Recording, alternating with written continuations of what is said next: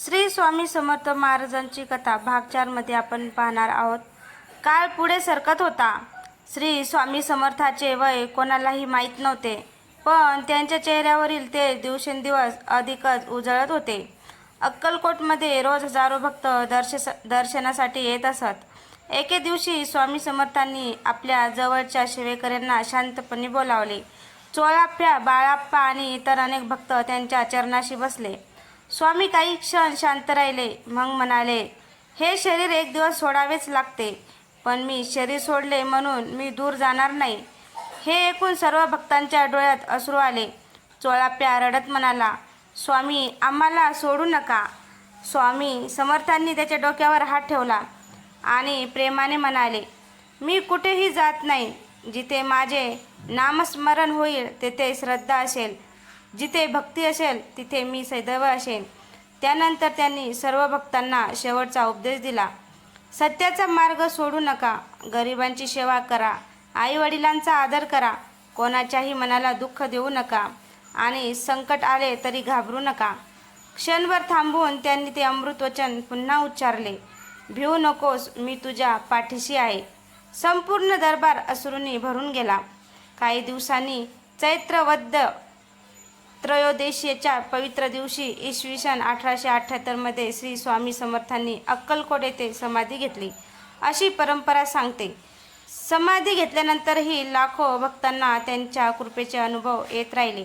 आजही अक्कलकोटमध्ये त्यांच्या समाधीचे दर्शन घेण्यासाठी देशविदेशातून भक्त येतात. त्यांच्या जीवनाचा संदेश आजही तितकाच जिवंत आहे. श्रद्धा ठेवा, सत्याचा मार्ग स्वीकारा, गरजूंना मदत करा, नामस्मरण करा आणि कोणत्याही संकटात धैर्य सोडू नका, कारण भिवू नकोस, मी तुझ्या पाठीशी आहे. अनंत कोटी ब्रह्मांड नायक राजाधिराज योगीराज अक्कलकोटी निवासी श्री स्वामी समर्थ महाराज की जय. टिप: समाधीचा काल इसवी सन 1878 हा परंपरित व्यापकपणे मान्य आहे. मात्र वरील संवाद, प्रसंग आणि उपदेशाच्या मांडणीचा मोठा भाग साहित्यिक स्वरूपात रचलेला असून तो ऐतिहासिक शब्दास नोंद म्हणून समजू नये. तर आता पुढचा भाग श्री स्वामी समर्थाच्या समाधीनंतर भक्तांना आलेला अनुभव आणि स्वामींचे प्रसिद्ध चमत्कार यावर आहे. श्री स्वामी समर्थांनी समाधी घेतली, पण भक्तांचा विश्वास कधीच कमी झाला नाही. अक्कलकोटमध्ये दररोज हजारो भक्त समाधीचे दर्शन घेऊ लागले. अनेक भक्त सांगू लागले की संकटाच्या क्षणी त्यांना स्वामीचे दर्शन झाले, योग्य मार्ग मिळाला किंवा मनाला धैर्य लाभले. एक वृद्ध भक्त रोज समाधीसमोर बसून नामस्मरण करत असे, श्री स्वामी समर्थ, श्री स्वामी समर्थ. एके दिवशी त्याचा नातू आजारी पडला. उपचार सुरू होते, पण आजोबा संपूर्ण वेळ प्रार्थना करत राहिले. ते म्हणाले, हे स्वामी, आम्हाला धैर्य द्या, योग्य उपचार यशस्वी होऊ दे. काही दिवसांनी मुलाची प्रकृती सुधारली. आजोबांनी सर्व श्रेय परमेश्वराला दिले आणि म्हणाले, स्वामींनी आम्हाला विश्वास आणि धैर्य दिले. त्या दिवसापासून गावातील अनेक लोक संकटाच्या वेळी घाबरण्याऐवजी श्रद्धा, प्रार्थना आणि योग्य प्रयत्न यांचा मार्ग स्वीकारू लागले. स्वामी समर्थाचा संदेश आजही तसाच आहे. श्रद्धा ठेवा, सत्कर्म करा, प्रयत्न सोडू नका आणि कोणत्याही संकटात धैर्य गमावू नका. म्हणूनच आजही लाखो भक्त प्रेमाने म्हणतात, भिवू नकोस, मी तुझ्या पाठीशी आहे.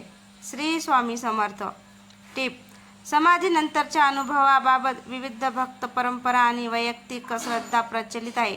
वरील कथन त्या श्रद्धा परंपरेचा आधार राखून प्रेरणादायी स्वरूपात मांडले आहे. समाधीनंतरच्या विविध भक्त परंपरा आणि वैयक्तिक श्रद्धा प्रचलित आहेत. वरील कथन त्या श्रद्धा परंपरेचा आधार राखून प्रेरणादायी स्वरूपात मांडले आहे. समाधीत अनेक वर्ष लोटली, पण अक्कलकोटमध्ये येणाऱ्या भक्तांची संख्या दिवसेंदिवस वाढतच गेली. प्रत्येक भक्तांच्या ओठावर एकच मंत्र होता, श्री स्वामी समर्थ, श्री स्वामी समर्थ. एकदा एक गरीब शेतकरी अक्कलकोटला आला. त्याचे पीक वारंवार नष्ट होत होते. तो समाधीसमोर बसला आणि डोळे मिटून प्रार्थना करू लागला, स्वामी, मला चमत्कार नको, योग्य निर्णय घेण्याची बुद्धी, मेहनत करण्याची शक्ती आणि संकटाला सामोरे जाण्याचे धैर्य द्या. प्रार्थना करून तो घरी परतला. त्याने अनुभवी शेतकऱ्याचा सल्ला घेतला, शेतीची पद्धत बदलली आणि अधिक मेहनत घेतली. पुढील हंगामात त्याचे पीक चांगले आले. तो पुन्हा अक्कलकोटला आला. समाधीसमोर नमस्कार करून तो म्हणाला, स्वामी, तुम्ही माझ्या शेतात सोनं पिकवलं नाही, पण माझ्या मनात आत्मविश्वास पेरलात. हे ऐकून तिथे उपस्थित एक वृद्ध भक्त म्हणाला, स्वामींची कृपा अनेकदा आपल्याला योग्य मार्ग दाखवण्यात असते. त्या दिवशी समाधीसमोर बसलेल्या एका ज्ञानीसाधूने सर्वांना सांगितले, स्वामीवर श्रद्धा ठेवा, पण त्याचबरोबर प्रामाणिक प्रयत्नही करा. श्रद्धा आणि कर्म एकत्र आले की जीवन उजळते. संध्याकाळची आरती सुरू झाली. घंटानाद, शंखनाद आणि नामघोषाने संपूर्ण अक्कलकोट दुमदुमून गेले. सर्व भक्तांनी हात जोडले आणि एक सुरात म्हटले, अनंत कोटी ब्रह्मांड नायक राजाधिराज योगीराज अक्कलकोट निवासी श्री स्वामी समर्थ महाराज की जय. आणि प्रत्येकाच्या मनात एकच भावना होती, भिवू नकोस, मी तुझ्या पाठीशी आहे.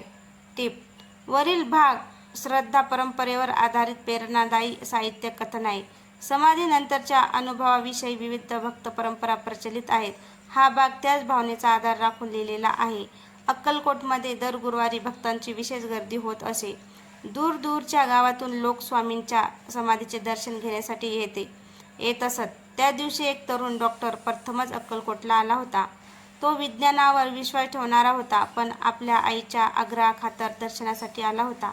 समाधीसमोर उभा राहून तो मनात म्हणाला, हे स्वामी, मला चमत्कार नकोत. माझ्या रुग्णाची प्रामाणिकपणे सेवा करण्याची वृत्ती, योग्य निर्णय घेण्याची क्षमता आणि प्रत्येक रुग्णाशी करुणेने वागण्याची शक्ती द्या. दर्शन घेऊन तो आपल्या दवाखान्यात परतला. काही दिवसांनी एका गरीब वृद्धाला गंभीर आजार झाला. उपचारासाठी त्याच्याकडे पैसे नव्हते. डॉक्टरला अक्कलकोटमधील ती प्रार्थना आठवली. त्याने त्या वृद्धावर उपचार केले आणि कोणतेही शुल्क घेतले नाही. वृद्धांच्या डोळ्यात पाणी आले.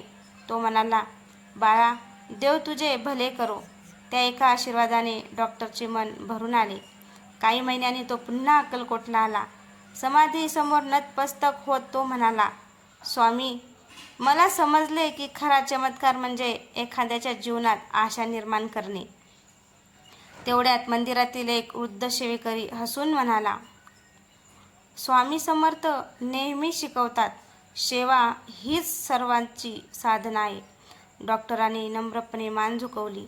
त्या दिवसापासून त्याने प्रत्येक रुग्णात परमेश्वराचे रूप पाहून सेवा करण्याचा संकल्प केला. संध्याकाळची आरती सुरू झाली.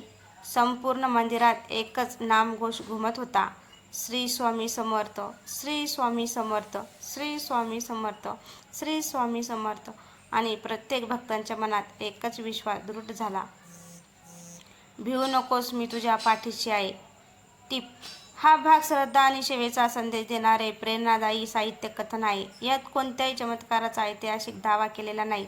संदेशाचा केंद्रबिंदू करुणा, सेवा आणि श्रद्धा आहे. गुरुवारची पहाट होती. अक्कलकोटच्या समाधी मंदिरात काकड आरती नुकतीच संपली होती. वातावरणात उदबत्तीचा सुगंध दरवळत होता. भक्त शांतपणे नामस्मरण करत होते. त्याच वेळी एक तरुणी आपल्या वृद्ध वडिलांना घेऊन दर्शनासाठी आली. वडिलांची दृष्टी कमी झाली होती आणि त्यामुळे ते खूप निराश झाले होते. दर्शन झाल्यानंतर ते समाधीसमोर बसले आणि मनोमन प्रार्थना करू लागले, हे स्वामी, मला पुन्हा पूर्वीसारखे डोळे मिळवत अशी इच्छा नाही, पण जे आहे ते स्वीकारण्याचे धैर्य आणि माझ्या मुलीवर ओझे न बनण्याची शक्ती द्या. त्यांच्या प्रार्थनेत कोणतीही तक्रार नव्हती, फक्त शांत श्रद्धा होती. मंदिरातून बाहेर पडताना एक सेवेकरी त्याच्याजवळ आला. तो म्हणाला, बाबा, आमच्या सेवा केंद्रात ज्येष्ठ नागरिकांसाठी मोफत वाचन, भजन आणि सत्संग आयोजित केला जातो. तुम्ही दर गुरुवारी या. वृद्धाने ते निमंत्रण स्वीकारले. काही महिन्यांनी त्याच्या आयुष्यात मोठा बदल झाला. दृष्टी पूर्वीसारखी झाली नव्हती, पण त्यांच्या मनातील अंधार दूर झाला होता. त्यांनी भजन शिकले, अनेक मित्र मिळवले आणि ते स्वतः इतर निराश वृद्धांना धीर देऊ लागले. ते पुन्हा समाधीसमोर आले आणि म्हणाले, स्वामी, तुम्ही माझे डोळे बदलले नाहीत, पण तुम्ही माझी दृष्टी बदलली. हे शब्द ऐकून तिथे उभ्या असलेल्या अनेक भक्तांच्या डोळ्यात पाणी आले. मंदिरात पुन्हा एकदा नामघोष सुरू झाला, श्री स्वामी समर्थ, श्री स्वामी समर्थ, श्री स्वामी समर्थ, श्री स्वामी समर्थ, श्री स्वामी समर्थ. त्या दिवशी प्रत्येकाच्या मनात एक विचार कायमचा कोरला गेला, जीवनात प्रत्येक वेळी परिस्थिती बदलत नाही, पण श्रद्धा, धैर्य आणि सकारात्मक दृष्टी आपले जीवन बदलू शकते. अनंत कोटी ब्रह्मांड नायक राजाधिराज योगीराज अक्कलकोट निवासी श्री स्वामी समर्थ महाराज की जय. टीप हा भाग श्रद्धा, स्वीकार आणि सेवाभाव यावर आधारित प्रेरणादायी साहित्य कथन आहे. तो ऐतिहासिक घटना म्हणून नव्हे तर आध्यात्मिक संदेश देण्यासाठी. एकदा गुरुवारी अक्कलकोटच्या समाधी मंदिरात एक व्यापारी दर्शनासाठी आला. व्यवसायात मोठे नुकसान झाल्यामुळे तो पूर्णपणे निराश झाला होता. त्याला वाटत होते की आता सर्व काही संपले आहे. तो समाधीसमोर शांत बसला आणि मनोमन प्रार्थना करू लागला. हे स्वामी, मला संपत्ती परत मिळो किंवा न मिळो, पण योग्य निर्णय घेण्याची वृद्धी, संकटाला तोंड देण्याचे धैर्य आणि चुकीचा मार्ग न स्वीकारण्याची शक्ती द्या. दर्शन घेऊन तो बाहेर आला. मंदिराच्या आवारात त्याला एक वृद्ध गृहस्थ भेटले. त्यांनी त्याच्याशी थोडा वेळ संवाद साधला आणि म्हणाले, मुला, नुकसान हे शेवट नसते, ते अनेकदा नवीन सुरुवात करण्याची संधी असते, पण ती संधी फक्त प्रामाणिक माणसाला दिसते. हे शब्द व्यापाऱ्यांच्या मनात घर करून गेले. घरी गेल्यावर त्याने आपल्या व्यवसायातील चुका शोधल्या, अनावश्यक खर्च कमी केला, ग्राहकांशी प्रामाणिकपणे वागू लागला आणि कोणताही शॉर्टकट न वापरता पुन्हा मेहनतीने काम सुरू केले. हळूहळू त्याचा व्यवसाय सावरू लागला. काही महिन्यांनी तो पुन्हा अक्कलकोटला आला. समाधीसमोर नतमस्तक होत तो म्हणाला, स्वामी, तुम्ही मला धन दिले नाही, पण धन मिळवण्याचा योग्य मार्ग दाखवला. मंदिरातील पुजारी हसून म्हणाले, स्वामी समर्थ नेहमी कर्म, प्रामाणिकपणा आणि श्रद्धेचा मार्ग शिकवतात. त्या दिवशी व्यापाऱ्याने आपल्या उन्नतीला एक भाग गरजूंना मदत करण्यासाठी ठेवण्याचा संकल्प केला. मंदिरात आरती सुरू झाली. शंखनाद, घंटानाद आणि नामघोषणाने संपूर्ण वातावरण भक्तिमय झाले. सर्व भक्तांनी एक सुरात उच्चारले, अनंत कोटी ब्रह्मांड नायक राजाधिराज योगीराज अक्कलकोट निवासी श्री स्वामी समर्थ महाराज की जय. आणि प्रत्येकाच्या मनात स्वामीचे तेच अमृत वचन घुमत राहिले. भिवू नकोस, मी तुझ्या पाठीशी आहे. टीप हा प्रसंग श्रद्धा, प्रामाणिकपणा आणि प्रयत्न यांचा संदेश देण्यासाठी साहित्यिक स्वरूपात रचलेला आहे. समाधीनंतरच्या अनुभवाविषयी विविध भक्त परंपरा आहेत. हा भाग त्याच प्रेरणेतून लिहिला आहे. तर मित्रांनो, अशा स्वामीच्या समाधीनंतरच्या पण तुम्हाला कथा ऐकायच्या असतील तर आपल्या चॅनलला सबस्क्राईब करा, जेणेकरून माझी येणारी प्रत्येक कथा तुमच्यापर्यंत पोहोचू शकेल.